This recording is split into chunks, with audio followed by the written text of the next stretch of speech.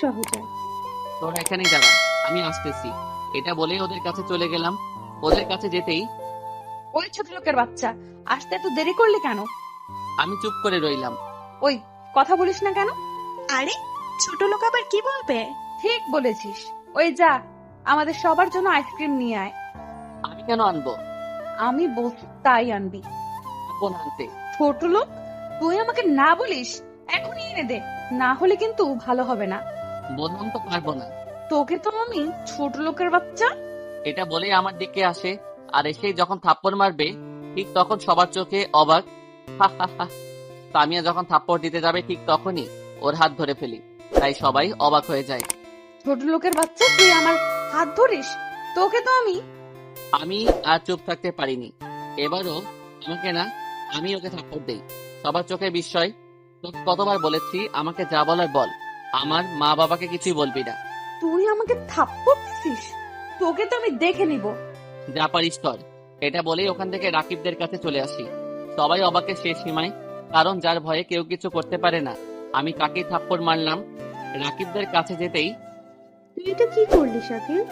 কি খুশি তা তো দেখলি। তুই এটা কেন করতে গেলি? এখন ওর বাবার ভাই যদি তোর কোনো ক্ষতি করে? আরে টেনশন করিস না, কিছুই করতে পারবে না। এবার ক্যান্টিনে চল। ওদের নিয়ে ক্যান্টিনে বসে আড্ডা দিচ্ছি। এমন সময় সামিয়া চাচাতো ভাই এসে আমাকে বলল, ওদের নিয়ে ক্যান্টিনে আড্ডা দিচ্ছি এমন সময় দেখলাম সামিয়া চাচাতো ভাই আসতেছে, সাথে আরো কয়েকটা ছেলে, সবারই হাতে হকি স্টিক, আর আমাদের দিকেই আসছে। এসব দেখে রাকিব বলল, শাকিল, তুই এখন এখান থেকে চলে যা, না হয় ওরা তোকে ধরে মারবে। আরে তোরা এত ভয় পাস কেন?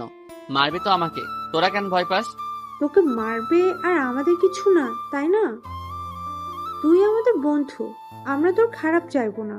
ওর কথাটা শুনে আমার বুকের ভিতর একটা মোচড় দিয়ে উঠলো। বাসা থেকে এত দূরে এসেও আমি আমার এত আপনজন মানুষ পাবো তা কখনো ভাবিনি। ভাই তুই চলে যা, আমরা ওদের ঠেকাতে পারবো না, তাই তুই এখান থেকে চলে যা, ওরা তোকে মারতে আসছে। আরে কিছু হবে না, তোরা দেখ। এসব কথা বলতে বলতে দেখি ওরা আমার সামনে চলে আসে। এসে কিছু বলতে না দিয়েই সামিয়া চাচাতো আমার কলা ধরে দাঁড় করিয়ে, শালা, তোর তো সাহস কম না, তুই সামিয়ার গায়ে হাত তুলিস? কলারটা ছেড়ে কথা বলেন। ছাড়বো না, কি করবি? কিছুই করবো না, কলারটা ছাড়েন। ছাড়বো না, তোর বাবাও আজ তোকে বাঁচাতে পারবে না। এই কথাটা শুনে অনেক রাগ ওঠে, তাও নিজেকে যত সম্ভব শান্ত রাখলাম। রাকিবদের দিকে তাকিয়ে দেখলাম ওরা সবাই আমার সাহস দেখে অবাক হয়ে আমার দিকে তাকিয়ে আছে।